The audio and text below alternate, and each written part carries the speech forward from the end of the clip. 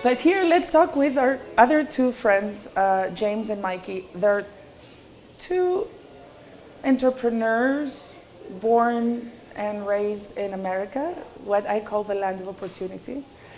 And you both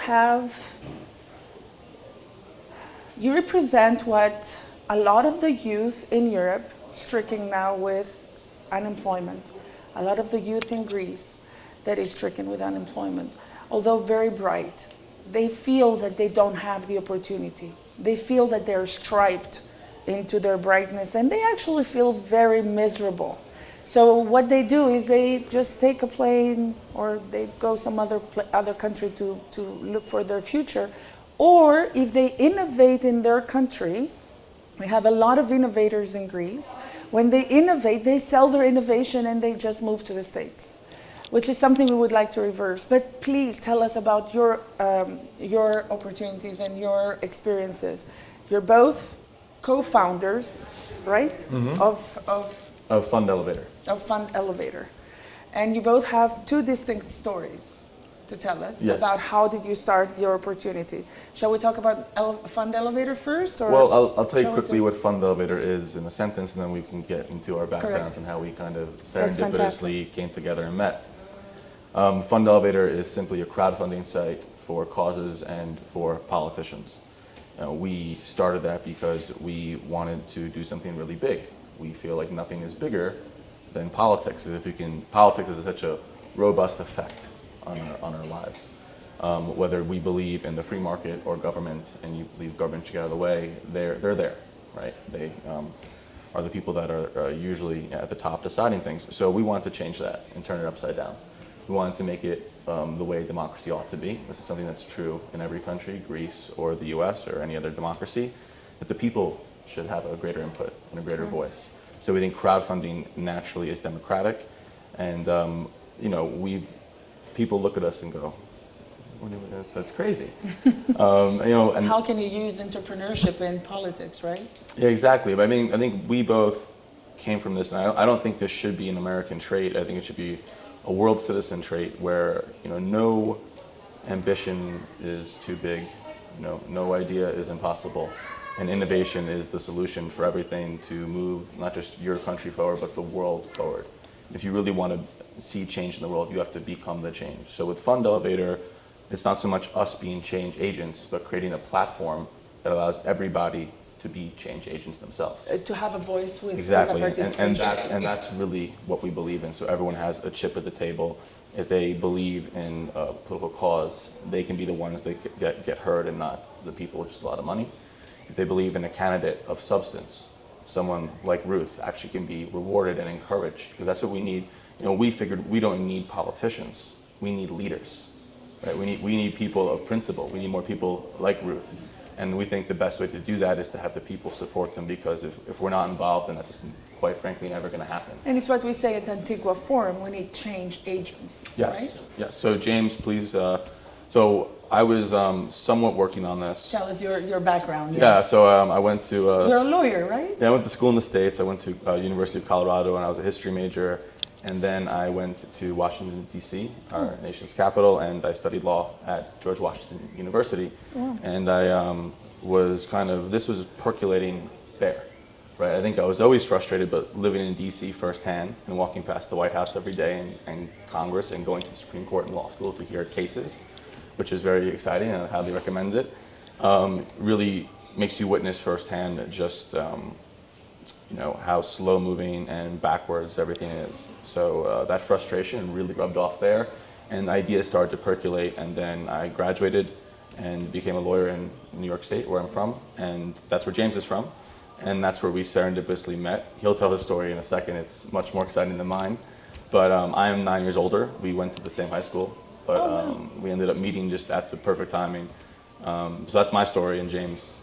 So you didn't really sit complaining and nagging about bad decisions of government. No, you have to be active. You have to do something. So that's precisely what I'm saying. And you have to constantly refine that process. So for me, it was just that frustration. I'm sitting there. I remember in my apartment, and I was very busy, mind you. Law school was quite rigorous and demanding, and So I'm studying all day, but I still carved out time to write down plans of actions for what I wanted to do. And I had no business experience as far as writing business plans or how to approach investors or how to just make a huge dream come to fruition. But you have to start somewhere and not give up.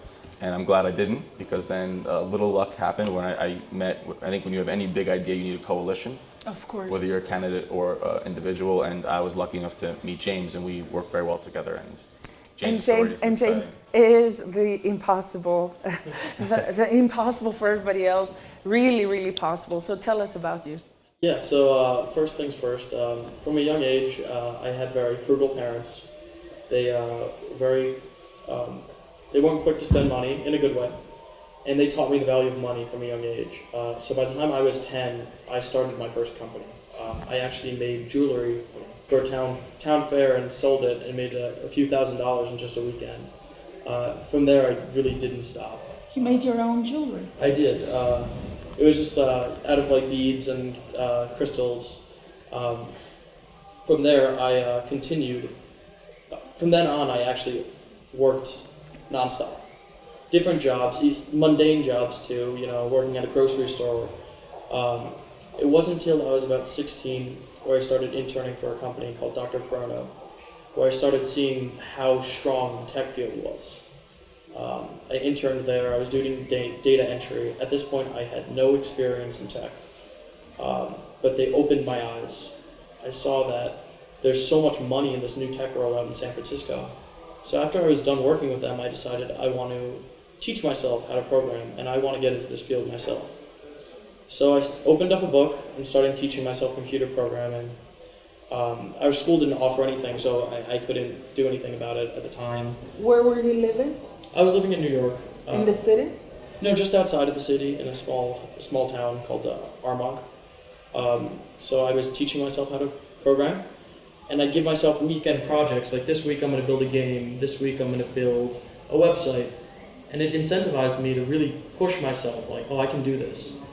There was a point where once a week I was releasing a new iPhone application in the App Store.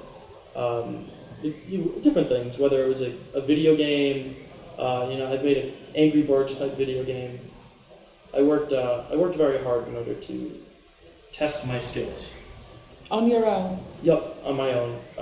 Who was your incentive? Who was your driver force in your family? No, it was.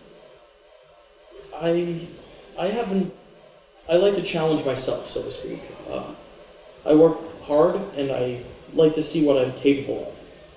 And I had no incentive of making money off of these games. It was more challenging myself. What could I do? How can I push myself? How can I get better at what I do? So I kept trying to get better, and I worked really hard in order to do that.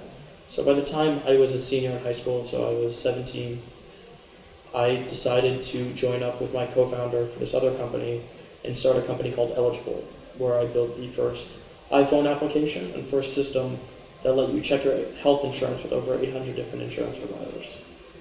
Before I graduated high school, the company already secured millions in funding and was doing extremely well. I got into actually, before I graduated, I was flying to San Francisco every weekend and then going back to school Monday morning. So Goodness gracious. It was a really big commitment and really, really strenuous. But the day after I walked for graduation in high school, I moved out to California to continue working on Eligible. I got into a specialty program called Y Combinator, which is like known to be the most elite entrepreneurship program in Silicon Valley. Some big companies that came out of it are Airbnb, Reddit, Dropbox, just a few. But it has a very, very large following, and I was lucky enough to be part of it. So I moved to California and continued working there for six months or so until I decided to resign. And that's when I moved back to the States and started working with, back to New York. To the States, to New York. Different state. California is another state. The state. The state. Back to New York, I started working with Mickey. We were family friends. Our families were family friends. I had never met Mickey before, but right away we clicked, and we clicked so well as co-founders, so we started working together. After working together for a few months, I actually was selected to the Teal Fellowship, where Peter Thiel selects 20 kids under the age of 20 and gives them $100,000 to forego school for 2 years. He does this because he believes, entrepreneurship is slowing down in the United States. He has this famous saying that we asked for flying cars, instead we got 140 characters. And it's funny because what that means is, we aim so high, and yet we ended up with the future technology ended up being Twitter. Yes. Which Twitter's great, but we should be even higher than this. The last big innovation was the invention of the computer. So he wants to try to speed this up again and keep Moore's law concealed. So if I may for 1 second, because I think the audience should really hear this, what's great to me, at least, about James's story, because I was not this innovative and driven at 17, 18, 19, it took a little bit longer. James, I think the biggest thing to remember is that he taught himself, right? He didn't go, oh, woe is me, or I'll hope my school will teach me. He taught himself how to code. So when you really want something, you want to do something, you want to innovate, you can do it, right? There's nothing you can't do. There's nothing you can't do, and that is one of the biggest examples and the drivers that, as a matter of fact, keep me very happy and very excited to be in that space. And today in our Antigua Forum workshop, they asked us, what are we grateful about? And I remember saying I'm grateful about the serendipities life has given me. And the serendipity of you guys meeting and doing what you're doing, the serendipity of me meeting you, and then being able to share this extraordinary experience, which is just one of the many things you will be doing, because I'm sure you're only 19 right now, right? Yep. So there's plenty more that is going to be happening, and sharing that with crisis-stricken youth out there in Europe, thinking that, oh my God, government is not allowing us to do this, we have too many regulations, we have that, there is no future, there is no present, what do we do? Well, I have to say that we should not sell our power to anybody, and especially to something that is invisible, such as government, which is invisible, frankly, which just, I don't know what it is. So your story and the fact that you're now 19 and you're doing something with Mickey to actually tackle, basically what you're doing is to engage people to have a decision, to have a voice in the decision making of politics. It is flabbergasting, as far as I'm concerned. It's certainly a tall order, right? I think it is a tall order. It's more than 140 characters. No, it's the right kind of activism, because what you're really doing is saying you want to change the rules of the game. You want to change the environment in which politics is conducted, and therefore opportunity is created. You don't want it to be a lid. You don't want it to be, if you like, suppressing what really matters, which is how do you unlock the power of innovation. I mean, that's really, if you look at the role of government in a modern environment, it's unlocking the power of individuals to innovate. And everything else is of a second order. And so having this generation, for me, it's such a thrill to have this generation understanding public policy matters, it matters a lot. You can change the status quo, you can be politically entrepreneurial, and you can change the way in which politics is funded, and more importantly, you can attract people of calibre with causes and issues that matter to the political domain so that they can operate in the big canvas just to unlock the opportunities and the talent. exactly. It's innovation to spurn more innovation perpetually. So really, it's unleashing prosperity because government is more of an enabler versus, something that kind of like puts you in a straitjacket. I'm only going to tell you one of the major setbacks we have back home in Greece, which is we have at least, only for fiscal policy, 3 different laws issued every day that produce all sorts of confusion and inability to know. So what do? You sit there and complain about that, or do you sit there and start learning how to undo or do code, or try to devise something within your space and become an innovator and a producer? Now, these are challenges which I would like us to have longer opportunity, if you wish, to discuss further, because it's just our beginning of our introduction. Of course. And we're gonna air this on our website, thoughtforaction.org, and lots of conversation, I'm sure, will come on the blog right underneath. And I would very much appreciate if you can engage in responding to questions that may arise. Of course, I mean, we'd be delighted to. I mean, that's why we do what we do. We're all about Precisely. engaging people. Engaging people. So we will continue working. Sounds wonderful. So why don't we move on with our next extraordinary person that has managed the impossible to become possible.